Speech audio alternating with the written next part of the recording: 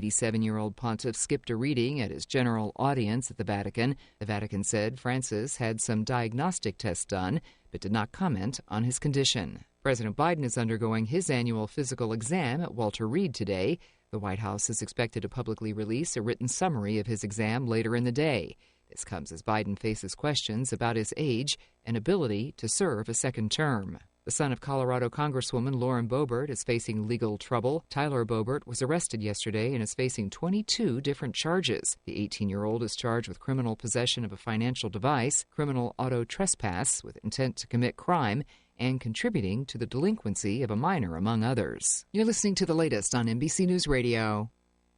The election is March 5th. Your ballots are in the mail. Mail them in today. Now there's something to vote for because there's a new marshal in town. Vote Derek Marshall for 23rd Congress by March 5th. We all know we need to change Congress. The current Congress does nothing but fight with each other. They've forgotten why we sent them there, to work. Let's marshal and fix our problems at the border. A comprehensive plan, not political rhetoric and infighting. Yes, there's a new marshal in town. The rent is too darn high. Let's marshal in affordable housing and real affordable universal health care. Better union jobs. The current Congress member put his party first and not people. But there's a new marshal in town. Our incumbent party politician voted no on the recently passed bipartisan infrastructure bill. He voted no to $3 billion in new funds for our district and no to 35,000 new jobs right here at home. He said, we need a secure border, but now he's rolled it back to play politics. We need to marshal real solutions. Vote for Derek Marshall by March 5th because we've got to hire a new marshal, Derek Marshall. You can go to DerekMarshallCA.com. Paid for by Derek Marshall for Congress. My name is Derek Marshall, and I approve this message.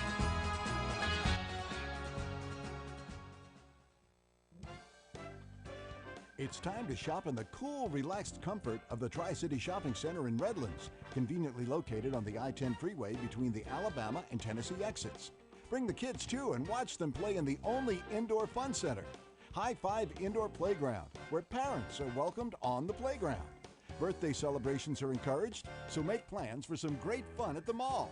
More reasons why the Tri-City Center is called the Mall with a Heart. It's that time of year again. No, not the holidays. Medicare open enrollment. And if you have questions about Medicare, you should talk to the local experts. Paul Barrich and Associates. Paul and his agents are certified with plans that are accepted by most of the medical groups in our area. Call 909-793-0385. Their service is free, and after 42 years in the business, their agents are trained to help you pick the plan that's right for you. KCAA. Welcome to the Worker Power Hour with Randy Corrigan, a brand new show about labor and worker issues. The host of the show is Randy Corrigan, Secretary Treasurer and Principal Office and leader of Teamsters 1932, one of the largest public sector labor unions on the West Coast, representing workers in government and non-sworn law enforcement personnel. Randy Corrigan is a 30-year Teamster who first became involved in the labor movement by volunteering his time as an organizer with the Teamsters Union at the age of 21. Since then, he's helped thousands organize, mobilize, and achieve bargaining rights. He accomplished this by spending countless hours with brave men and women all over Southern California, in their living rooms, on the picket line, to bring workers towards victory. This is the Worker Power Hour. And now here's the host of the show, Randy Corrigan. Good afternoon, everybody. Longtime organizer, first-time radio host, Randy Corrigan with the Worker Power Hour, KCAA 106.5 FM, 1050 AM. Good to be back this week. It's actually, I think, my fourth week in a row not having to do a rerun. Last week was a good show. We had Don Rao on, and then we also had the San Bernardino Orchestra, Symphony Orchestra on. It was an interesting, real fun connection between those two. First of all, between the supervisor, Don Rao, and being at one of the events from last year. And, you know, that the San Bernardino Symphony Orchestra seems like a really good family event for a reasonable price, and it'd probably be great to have them on again in the future. But Don did a great job. Frank, and I know that's your current supervisor right now. You live up in the mountain where there was a lot of criticism over how the last year's storm was handled, and what were your thoughts on how she handled the discussion last week? Yeah. So people in the mountains felt a little bit forgotten last year when we had we call it Snowmageddon. But I thought she did a good job addressing the issue in that she didn't say it was handled perfectly. She explained kind of how she had just come into that part of the district. I just rearranged some boundaries, but the whole switching from a normal snowplow operation to a scoop and dump, where you actually can't use a plow anymore, so there's just not enough room for the snow. That made it really difficult. But she explained herself well on why they had to prioritize certain things, like roads to utility centers were number one. So a lot of streets got put in the secondary. Secondary, but there was a reason for that. So I thought she did a good job explaining how her thought process and how she wanted her. How to deal with it. It was strategic. It wasn't just a wild cluster. It just it was strategic. Yeah, and I thought I felt that she did a good job of kind of owning the situation. It was like, look, we didn't do things perfectly, and clearly it was and an incredibly difficult situation. So because people are reasonable, we should be reasonable. At least we haven't had a blizzard like that since I've been alive. I've lived there my whole life. I'm 27, and we've never had even half that much snow before. So it's understandable that there were some issues. What I like? Some issues with something that we've never experienced before. It was almost a natural disaster. I don't think it officially got declared that, but there was it did. Did it? It did. State of California did. Yeah. So she didn't blame anybody. Exactly. That really stuck out. She just said, look, this is what our responsibility was. This is what we did. This is what we're doing going forward. And I just, anytime you deal with a situation that's rare and doesn't come up very often, it is so easy for everybody to criticize you. And it'll be a learning experience for even, the most established supervisor. When it's something new, you're going to learn stuff. And that's correct.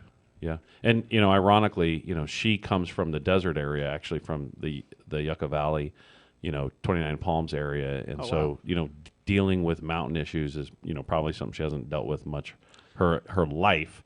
Obviously, that's not an excuse. And, she didn't say any of that. She didn't make excuses, which I appreciated. Correct. She explained without, making excuses. That I appreciated a lot. And that's what's made her a good she's been a good partner for us. And again, as we pointed out, there's a lot of things we disagree on. But she's always open to discussion and trying to find a resolution on behalf of our members, and that is very important when you're dealing with, at least for us, 12,000 employees, members, and from her perspective, 20-some thousand as employees of the county. So yeah, great job. I think she did good. It was a good combination.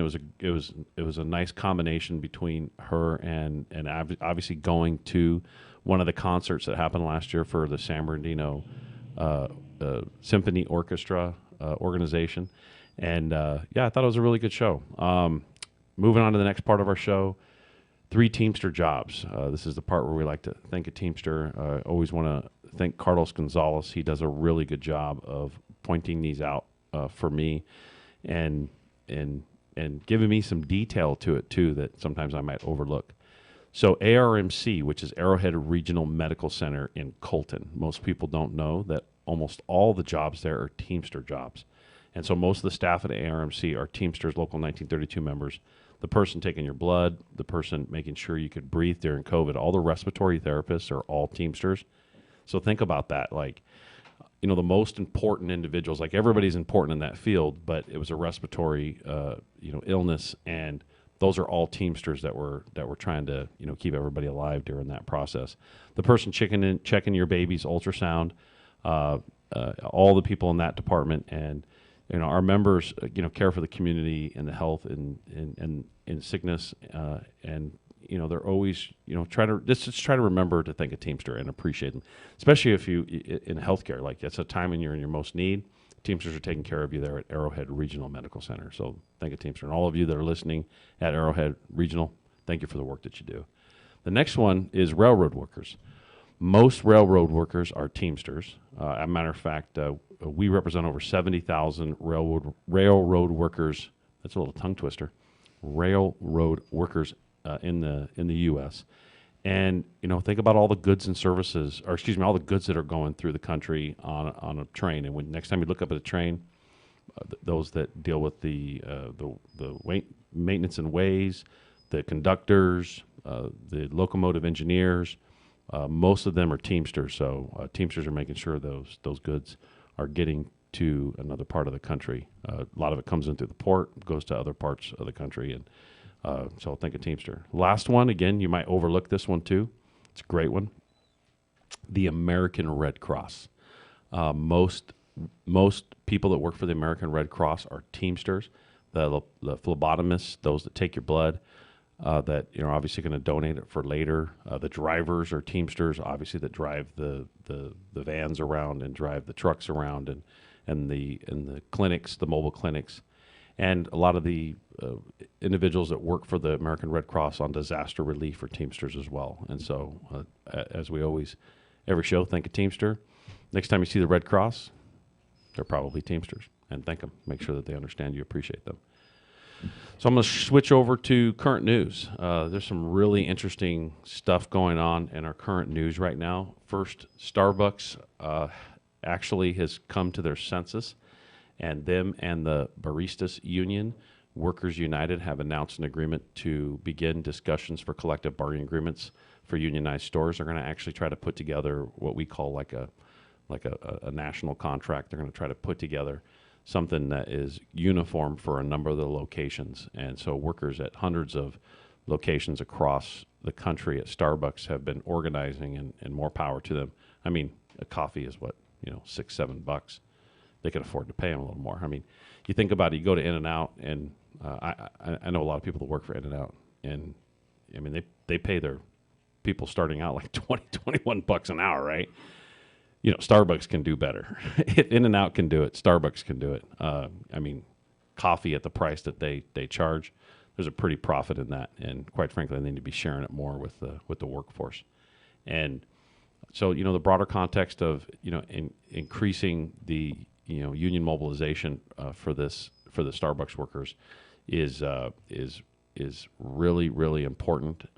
It's obviously a brand that everybody's listening to and paying attention to and kind of following when it comes to workers in America. So congratulations to those workers. They still got some work to do because they got to bargain a contract across all of those locations, and that'll take some time. We'll be paying attention to it. We'll give you an update as soon as we can. The next one is kind of a fun one I want to talk about. I'm going to have a little bit of fun with this one because the majority of Alabama Mercedes workers want to join UAW in the Southeast, and that battle's heating up. So the reason why I'm pointing this one out is there's some interesting comments that are made about this. So a majority of the workers have said that they want to be organized. They want to have a collective bargaining agreement, and they want to benefit like the rest of union workers do across the country. And of course, the company is going to say, no, you don't need to do that. I'll give you a couple quotes from them. But the thing that stuck out to me the most in this is part of this article refers to how the governor who is Kay Ivey, Governor Kay Ivey, and states the Alabama model for economic success is under attack because these workers are organizing. I don't know. I'm a little taken back by that. That's pretty bad when your governor or your elected officials are claiming that workers organizing because they're not being treated correctly by the employer is an attack on an economic model. Well, interestingly enough, I'm going to talk about right to work on the back half of this show. And Alabama is a right to work state. And so, yes, there's a business model that supports right to work. And it's one of those oxymoron quotes that means the opposite of actually what it's branded. And so for the governor to say, the Alabama model for economic success. Well, I don't know if you know a lot of people that live in Alabama. I do. And the wages in Alabama are not very good. The working conditions are not very good. And economic success in Alabama only seems to work if you've got a ton of money. Everybody else, the average worker in Alabama, seems to struggle immensely. And one of those reasons is because of right to work and the right to work legislation that was passed there in the 1950s. I'll get into that in the back half of the show. But for elected officials, senators, and governors to come out and say, hey, workers, this first of all, it's between the workers and their company, their employer. What are you piping your head into this for? And the reason why is because they want workers to be suppressed. Any elected official who jumps into a conversation like that is literally asking for workers to be oppressed. Well, I guess that makes sense out of the South because of the history of the South. You know, this guy probably still has a Confederate flag somewhere buried in his trunk. And recognizing what that means, you know, for those of you that want to argue that, I would love to have you on my show and have a discussion about that. Anyway, the point is that a governor or elected officials in the business community to come out and say that this is a sort of an attack. No, this is workers saying, hey, we have a right under the law to organize. And how dare you call it an attack if they're just exercising their rights? Quite frankly, a governor like that should be recalled or not elected when they're stomping on someone's actual rights and thinking it's okay to do that just because it's a union. And unions have been punching bags in these situations over the years. And I just think it's crazy. The Mercedes-Benz spokesman said, you know, that they believe that they have open and direct communication with their team members, and it's the best path forward to ensure continued success. Ironically, almost all of Mercedes-Benz in Europe is organized under a collective bargaining agreement. Almost the entire top to bottom, everybody in Mercedes, because it's a German-based company. We talked about this very lightly on another show. After World War II, when Germany was rebuilt and a lot of Europe was rebuilt, it was rebuilt with some policy around making sure unions had a strong foothold to protect the workers as they were rebuilding the country. Those policies obviously impacted companies like Mercedes that were based in Germany. And it's just ironic to hear them say, well, now that we go to America, now that we go across the Atlantic pond there, you know, the Atlantic Ocean, jump over to America, now it's, oh, well, guess what? We don't think you need a union here. Yet their entire workforce in Germany, which is where they anchored down, which is where they got their initial success, which is where a lot of their technology is. And for anybody that doesn't know, Mercedes holds more patents when it comes to vehicles than any other company on the face of the planet because of their unionized workforce being that good, their engineers and everybody being that efficient and that good over the last, 70, 80 years. So shame on Mercedes-Benz and shame on that governor and shame on anybody who kind of gets into this space. We'll be pulling for these workers, and I'll give you a report as that ramps up. That's going to continue to ramp up here real soon. The last bit of news I want to report on is Teamsters in Iowa. The union truckers circle the Iowa Capitol in protest of more proposed labor legislation. Iowa already has some of the most restrictive union labor laws in the country. The hoops you have to jump through in Iowa based on right to work. Again, this is going to tie into the back half of the show, talking about right to work and how right to work is this oxymoron sort of phrase. But Iowa has some of the most restrictive laws when it comes to how representation, number one, is gained, how it's maintained. And they're trying to take it a step further and grind down on it even more. Local 238, Jesse Case, happens to be a friend of mine. He's a great guy, very hardworking group of workers in Iowa simply because of the legislative effects that have happened in the last few years.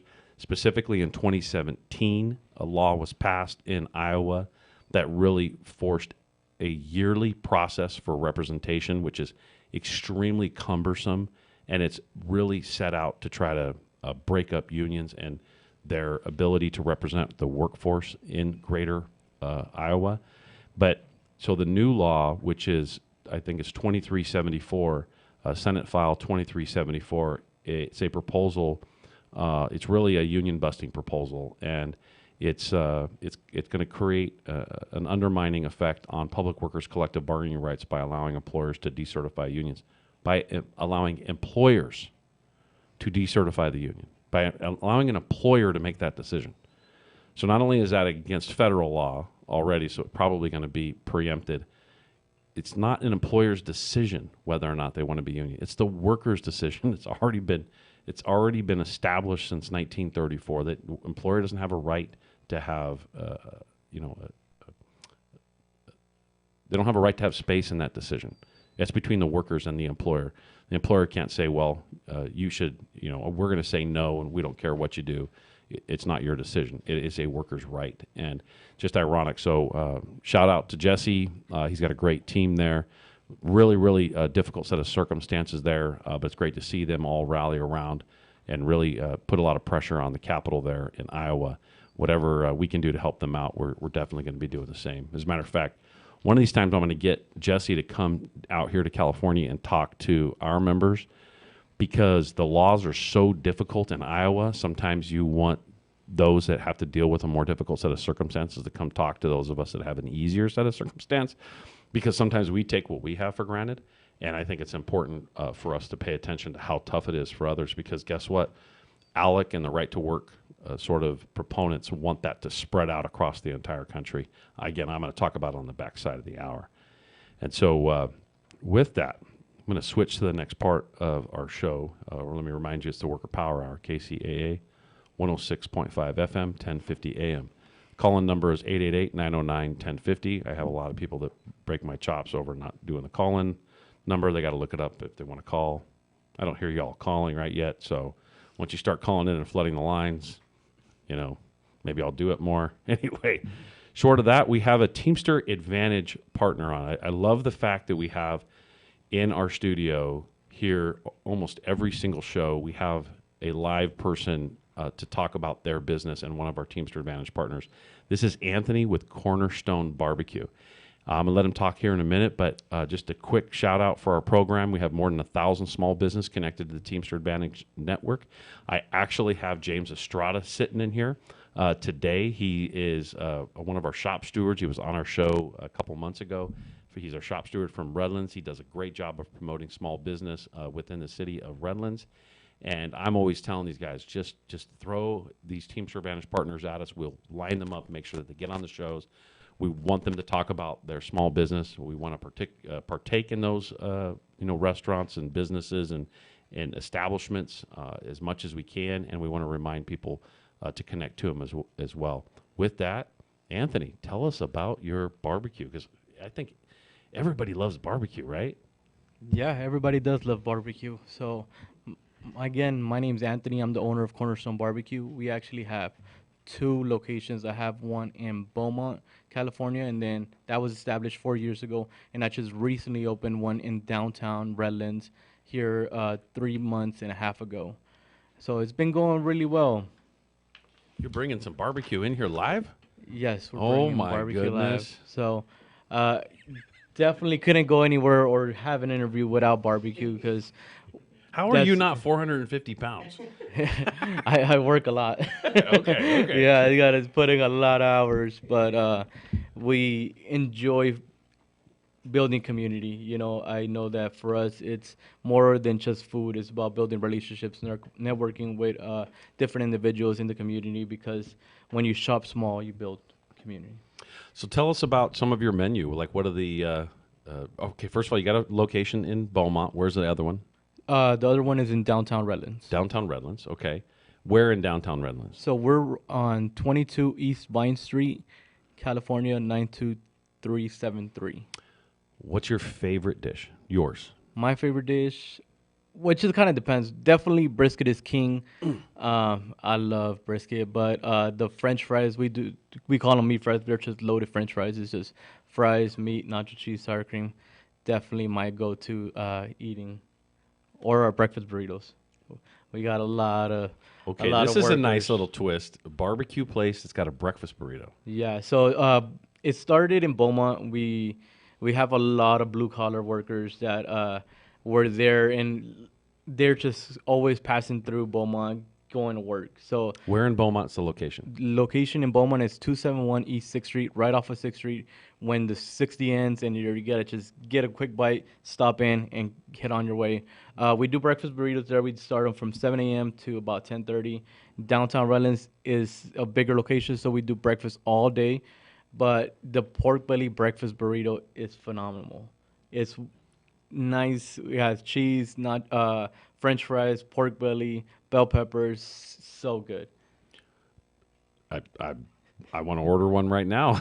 Yeah, yeah. Typically, the guys will eat half on the road, and then they'll eat the other Yeah. half for lunch. That's Yeah. the way to do it. Okay, so tell us about the rest of your menu. Obviously, a typical barbecue. You got something special. How's your mac and cheese? Do you have mac and cheese? Yes, we have mac and Oh, cheese. no, don't we tell me do that. we do 5 different. It's a 5 blend cheese that we use.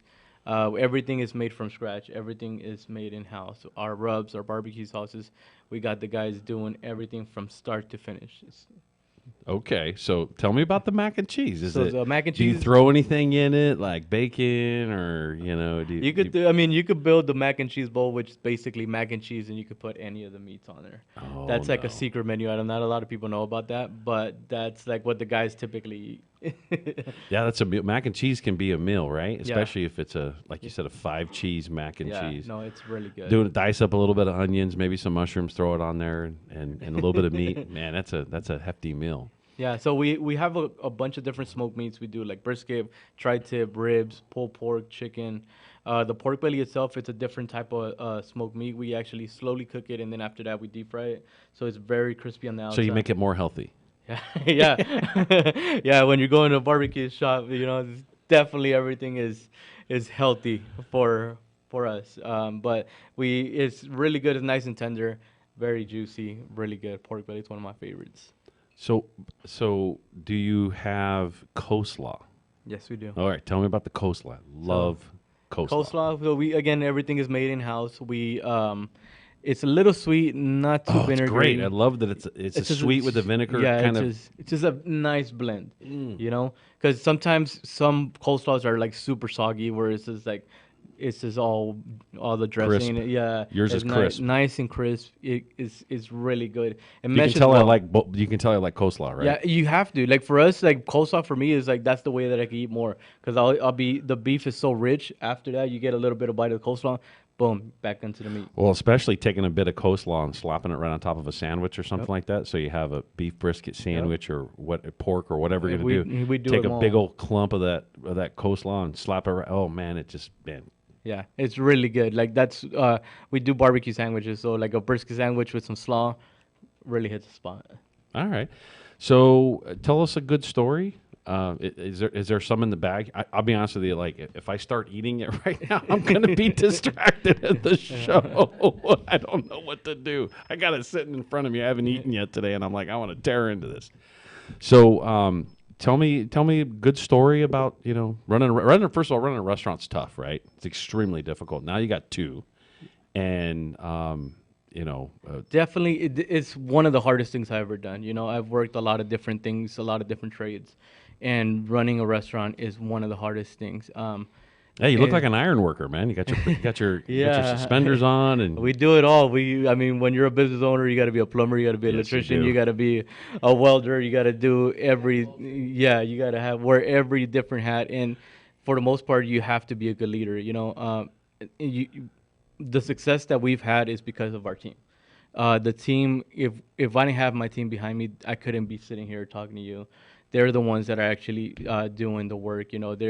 They're day in, day out, and they do it for us. Like when we first started, it was just me and my wife. So, I did late night hours. I was doing like 20-hour days. And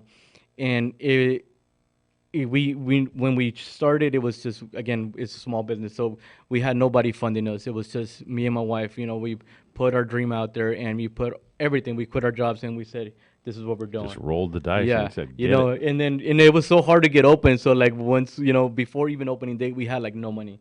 We had like zero. I'm like, well, we have enough to buy product, and let's see what happens. So Yeah. we started, and we just started stacking days after days after days, and meeting awesome people. Our customers, I believe, are my best. The best asset that we have as a business as well. Like without our customers, without people supporting small, we wouldn't be here. So how did you get connected to the Teamster Advantage Network?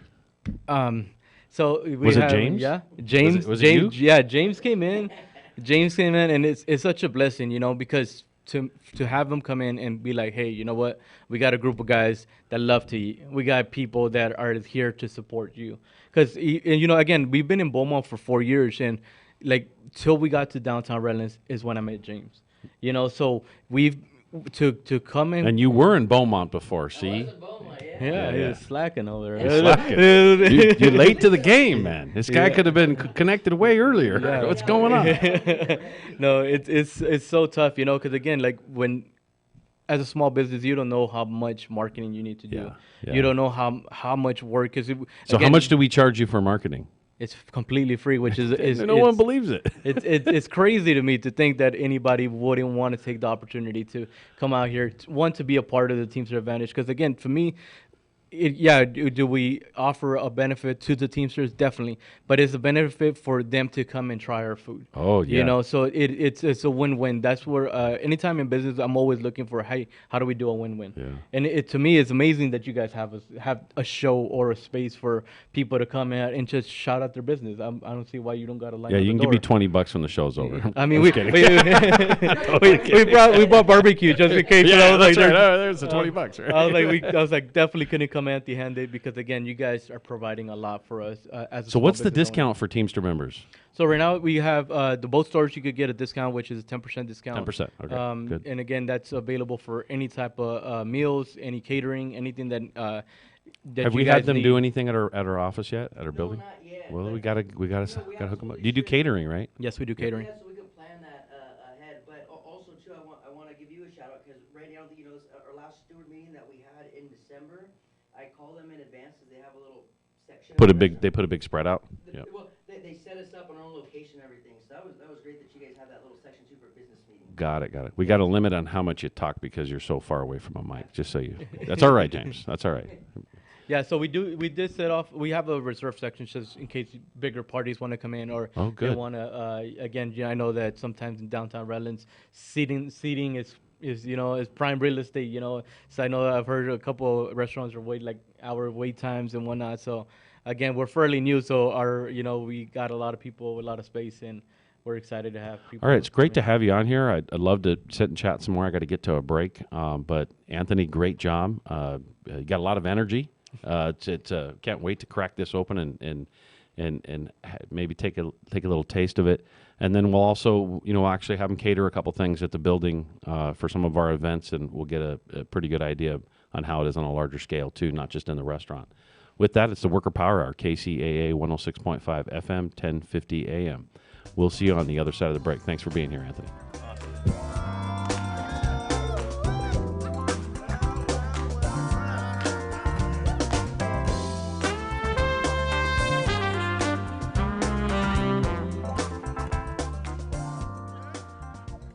It's that time of year again. No, not the holidays. Medicare open enrollment. And if you have questions about Medicare, you should talk to the local experts. Paul Berich and Associates. Paul and his agents are certified with plans that are accepted by most of the medical groups in our area. Call 909-793-0385. Their service is free, and after 42 years in the business, their agents are trained to help you pick the plan that's right for you.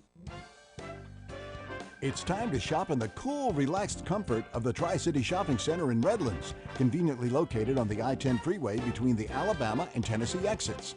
Bring the kids too and watch them play in the only indoor fun center, High Five Indoor Playground, where parents are welcomed on the playground. Birthday celebrations are encouraged, so make plans for some great fun at the mall. More reasons why the Tri-City Center is called the Mall with a Heart. For over a century, AM radio has evolved to meet the needs of our community. More than 80 million listeners depend on AM radio each month. It's also the backbone of the emergency alert system, keeping us safe in dangerous times. A new bill in Congress would ensure this free, reliable service remains in cars. Text AM to 52886 and tell Congress to support the AM Radio for Every Vehicle Act. Message and data rates may apply. You may receive up to 4 messages a month, and you may text STOP to stop. This message furnished by the National Association of Broadcasters.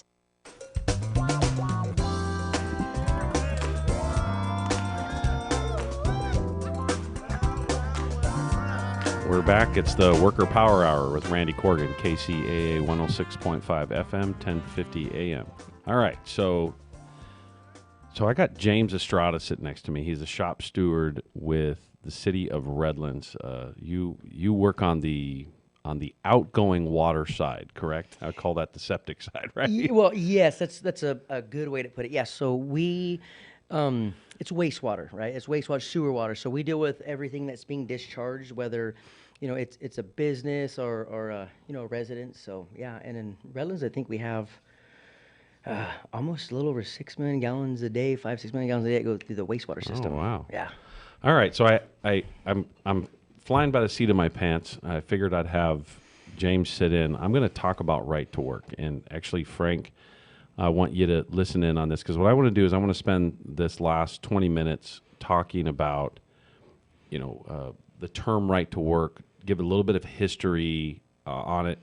I could probably do an hour and a half on this, but I'm really going to try to dedicate a good 20 minutes. And if you guys got some questions as I'm drilling down on kind of explaining some of this pretty crazy history to right to work, I think it would help the explanation for listeners, so where it's not just me rambling on for 20 minutes. It's more, there's a little bit more dialogue is happening. And so let me just kind of give some of the basic information first. So the term right to work is clearly an oxymoron, kind of like civil war, right? Like, what is civil about war? I get that civil war is an internal war where there's a fight over who's in control. But there's nothing civil about war. War is war. And that's the phrase civil war is an oxymoron in itself, as there are lots of phrases. And so is the term right to work. Right to work originated in 1941. A guy by the name of William Ruggles was propped up by industrialists and plantation owners to try to create a divide within working people. And he courted a guy by the name of Vance Muse, who ended up being kind of the front person to go into a number of the segregated states in the South and get them to pass what they called was right to work legislation in the 1940s, from about 1944 to about 1948.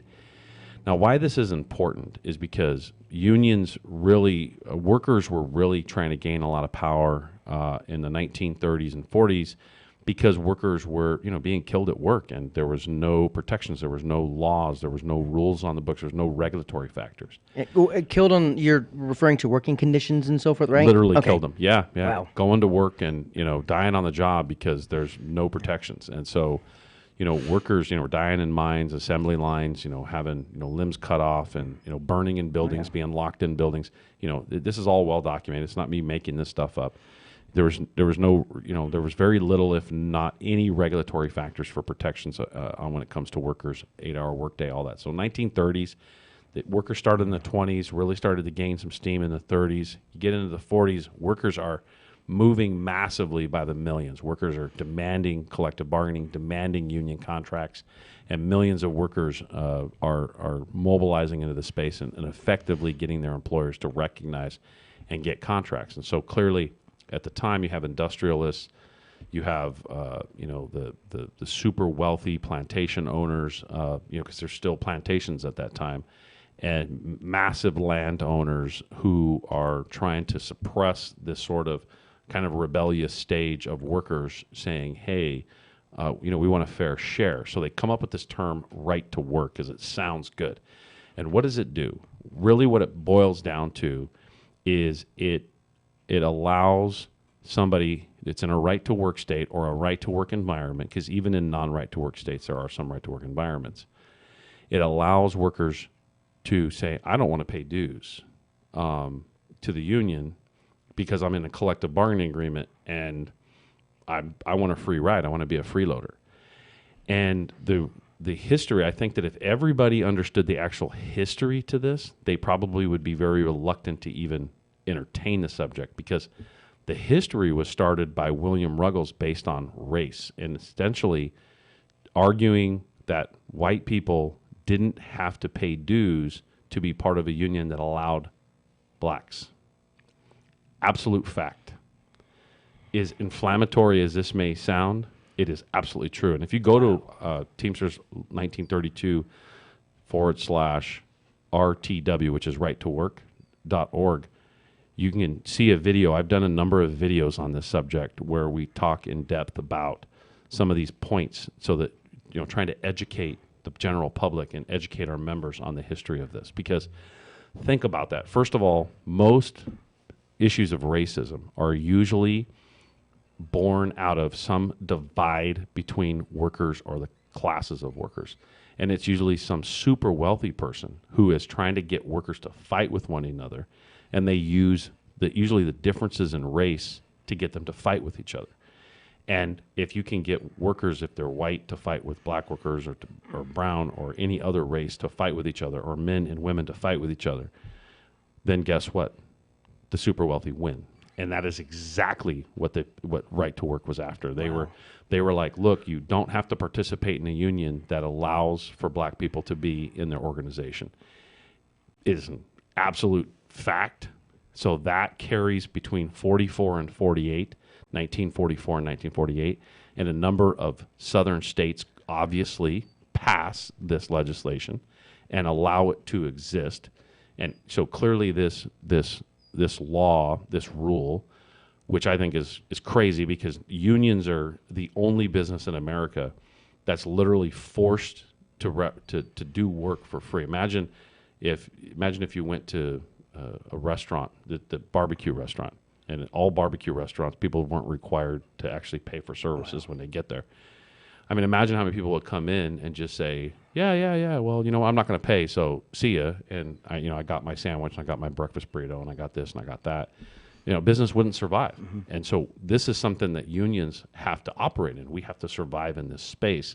And it's obviously purposely propped up by the super wealthy. So let me give a little bit more history from the 40s, 50s, and 60s. And so the ugly truth of Right to Work is obviously first based in race and racist principles and bigotry and fighting desegregation. Because obviously in the 1950s and 60s, there was a big movement to stop segregation in the South and stop. There was a desegregation movement, right? Is to make sure that people didn't have a separate bathroom or separate meetings or a separate water faucet. Clearly we look back now and go, this really happened, and it's a bit puzzling. Yes, this did happen, and that happened based on exploitation of workers. And obviously, there's other there's other issues that drive racism, but from our perspective, we see the biggest one is usually about exploiting workers. And why did I choose this subject today was really because I touched on it based on Michigan repealing this Right to Work law. And it's been the first time that something like that's happened in a very long time. And it was shocking that Michigan actually went Right to Work a decade ago, because it's a very working class area. But what happened to Michigan was these corporations removed a bunch of jobs out of the Rust Belt into where? The South. The South said, oh yeah, bring these new jobs. They weren't new jobs. They were displaced jobs that were from the Rust Belt, moved into the South. They got new tax breaks, incentives, and all that stuff. And then it was Right to Work. And so, of course, someone in Alabama is going to say, our business model doesn't allow for this. So now I think everybody, you remember the term, let's say Frank and James, you remember the term Jim Crow laws, correct? Yes, Jim Crow. So obviously there was a bunch of Jim Crow laws that were in place in the 40s, 50s, and 60s. And an organization by the name of the John Birch Society. Some people still remember the name. Please look it up. You would be shocked as to who was connected to the John Birch Society. The John Birch Society pushed back against desegregation, wanted to maintain segregation, because it was the super wealthy of the time. And one of the founders of the John Birch Society was Fred Koch of the Koch brothers. Fred Koch, right. So now you look at the Koch brothers now, and you see the stuff that they're in with an organization called ALEC, which is ALEC, the American Legislative Exchange Council. They're the new John Birch Society. They're the new proponent for a Right to Work. They're the new proponent to fan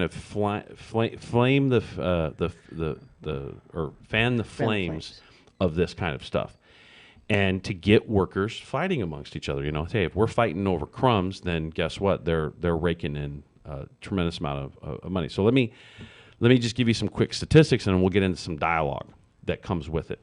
Here's what's crazy in the last 50 years is union density. That's the percentage of workers that are unionized. In the 50s and 60s, it was 36%. Today, it's down to about 10%. So that's clearly a huge decline. But you also can see that far less people have retirement plans. Back then, almost everybody had a retirement plan back then.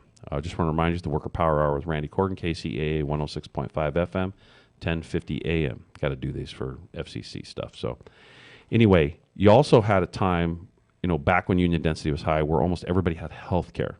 Almost everybody had a retiree medical component of some sort. And there were things that were just kind of a staple with work. And if you went somewhere, it wasn't this contingent workforce like you see now. It was a workforce that the employer was proud to say, hey, you come to work for me, you can work your entire career here, and you can retire at a decent age, and you can buy a home and support your family. Clearly, those things have shifted. So now what I want to explain is because of the prominence of right to work and how union density has fallen, the statistics that have come with it. So obviously, we see less of those things I just said.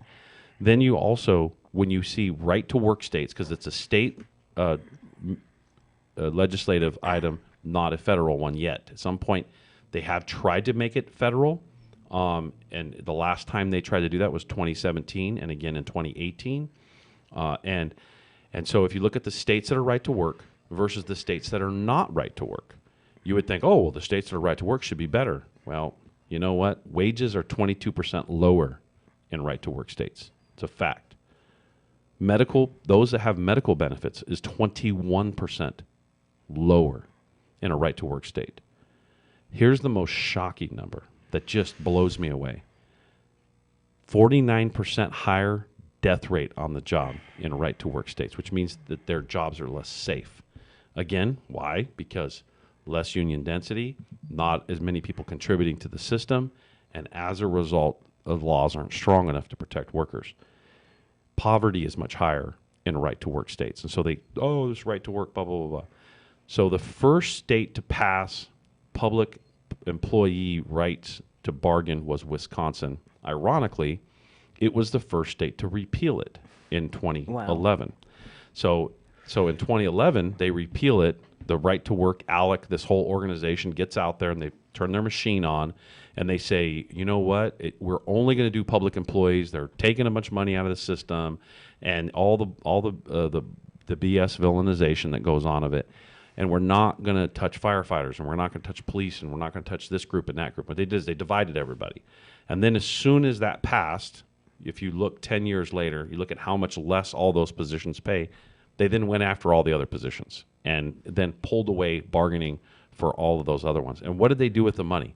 They actually give the money in tax breaks to companies like Foxconn that got billions of dollars in infrastructure breaks and tax breaks but didn't produce any of the jobs they said they were going to produce. So why would they do this? Obviously, this is a money grab.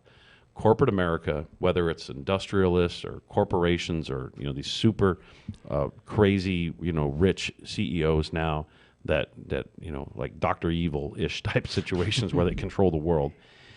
Why would they do it? So the same amount of money is kind of circulating through the economy. Yeah, exactly, Dr. Evil. That same amount of money's circulating through the economy, but corporate profits are higher than they've ever been over the last 40 years. Why? Because they're no longer paying for these retirement plans. They're no longer paying for health care like they did by percentage or at the same level in which they did before. They're not providing retiree medical. They're not providing wages at the level in which we're comparable to the same time frame. And so where did the money go? In their pockets. And that is why there's so much more money at the top of it. And they've essentially wiped out retirement plans. Oh, everybody's got a 401k. That's not a retirement plan. That's a savings plan. Yeah, 401ks are good. But the originators of the 401k code are actually very disappointed that in all these years, it was never intended to be a replacement of retirement vehicle. It was supposed to be a supplement. Wow. It was supposed to be and so they actually came out about 5 years ago, the original authors of the 401k code, and said we are extremely disappointed. It was actually, I think, with General Electric that they first propped it up and used it as a basis to start. And it was never intended to replace the retirement system. And so the last thing I'll touch on before we just have kind of open dialogue and you guys ask some questions is the retiree medical portion, like villainizing everybody, asking too much to have retire medical. Okay, if I work for a company and I work in a warehouse and I do this really tough job, or I'm a driver, or I'm in a production facility, or whatever it is, any job, and I go to work for them and I'm 20, and I work 40 years, literally 40 years of my life, and I have beat up my body. I have physically, beat down this situation over and over again. You're telling me I'm going to make it to 70? No, I'm not physically going to make it to 70. So why wouldn't there be what we call retiree medical? Why wouldn't there be something that creates a gap between that time and I get to Medicare if the job I performed the last 40 plus years has actually beat me down physically to a level I can't continue to do it anymore? Some will say, oh, you need to move on and do something else. All those jobs are necessary. You don't just say, oh, let's just move on. No, what happened to either making it more safe and or creating vehicles where people can retire at a relatively decent age and enjoy a certain time of their life without being physically debilitated. So with that, clearly right to work and the oxymoron that it creates, that's just a brief kind of history of the disgusting nature of it. And matter of fact, Frank, I was looking at you when I brought it up, and you were just kind of like, oh, my God, I can't believe that's where it originated from. In other words, like, you don't have to participate in an organization that has black people in it, so don't pay your dues. That is literally where this started. Incredibly disgusting. What are your thoughts? Yeah, we still have some deep-rooted issues that go way back in our country, and this appears to be one of them that started, from a bad past, and it's still not a good thing. But I think the idea that of being so, I'm gathering here that the whole right to work thing is that you don't have to pay to be in a union, Correct. You can freeload. So it's kind of like you don't want to spend a $20 bill to make way more than $20 and be safer and over the course of your career. It seems interesting to me that it sounds good to say, oh, you shouldn't have to pay to be in a union if you don't want to be in a union or whatever, but if you actually do research on what unions do for you, it's well worth it. Yeah, it's pennies on the dollar. Exactly. It's a small percentage, especially when you think of if you look at non-union versus union, and the percentages are between 18 to 25% difference in wages. Just on that alone, healthcare is an even wider sort of band, because the difference between union healthcare and workers that are represented by a union in their healthcare is immensely different than those that are non-union. And so, I don't have to pay 50 or 70 or 80 bucks a month. Like, the exchange to be losing 22%, that is exactly what corporate America wants you to do, right? They want you to fall into that trap and say, yeah, sure, I should get this. I shouldn't have to pay for this. And then guess who has control now? James, what do you think? Yeah, well, I think you said it best. As you were describing everything, you said it a couple times. It legitimately is the ugly truth about right to work. And there's a very ugly history, and I think, unfortunately... Did you know that it was based in that? No, I know about right to work, but I didn't know the foundation on which it was built on, and it's horrible. I mean, who would want? Crazy. Yeah, I almost want to tell everybody that tries to not pay their dues or that supports this right to work stuff, like, do you know how racist that this literally originated from a complete racist agenda? It could be a racist business model, perhaps, that's still existing. Well, I guess why the guy in Alabama thought that it was an attack on their business model. Huh? Wow, that's something else. So, what conversations should people like me be having with other, workers? I'm fortunate. I'm in the Teamsters. I'm proud of my union. What about other people who are seeing a different side of this? What are your thoughts on that? I don't know. The question I like to ask is on the sides. What side are you on? There you go. Are you on the side of Vance Muse, or are you on the side of Martin Luther King? It's that simple. That's a good way to put it. That's how our video puts it, right? I actually, at the very end of the video, if you go on our website and take a look at it, and you should do that. Anybody that's listening, go on Teamsters 1932. You can go to About page and go to videos and pull it up, or you can just type in Teamsters 1932 slash RTW, and there it is on the screen there, and actually look at that. At the very end, I asked the question. I actually have a picture of Martin Luther King on the video and basically say, which side are you on? Right there, go back up. If you scroll up, right there, that is it. The truth of right to work. That right there, it's that simple. It is sides. Am I on the side of what Martin Luther King fought for, or am I on the side of what somebody like Vance Muse or William Ruggles tried to create? And then others want to exploit that. Like, oh, okay, I'm not a racist, but now I just don't want to pay dues because I don't like your political stance. Okay, well, do you like the political stance of your bank? Do you like the political stance of your mortgage company? Do you like the political stance of the person that you're renting from? You like your phone contract. Right. Your cell phone contract. Do you like the political stance of your phone contract, right? Like, you still, you still have to have these services. You still have to have these things that function. It's like me saying, oh, I don't like my city, and so I'm not going to pay my water bill anymore. I don't want to pay my water bill, but you still got to give me the water.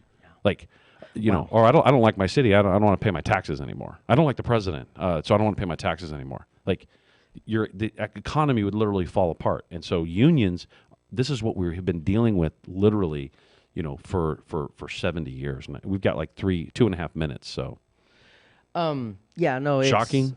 It's shocking, but knowing the history, I just can't believe it still exists to this day. It's just unbelievable. And how did it just get destroyed? Right, just shut down, and everybody realized what it really is. Yes, corporate America. Wow, corporate America, just carrying the message. Frank, do you want to add anything to this? I think people, if you need an example of how people with a lot of money can be powerful, think about how many people voted against their best interests because of something someone with a lot of money told them. Wow.